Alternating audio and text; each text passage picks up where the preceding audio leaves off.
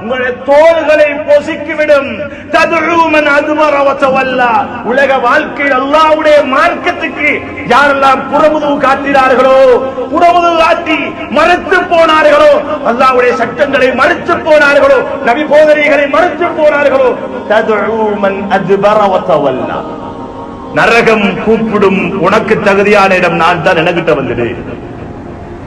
நரகம் கூப்பிடும், உனக்கு தகுதியானவன் நான் தான், எனக்கிட்ட வந்துடு.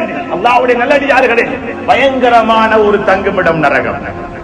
அல்லாஹ் இன்னும் சொல்லுகிறான், இன்னஹா தர்மி பிஷரரின் கல் கஸ்ர்.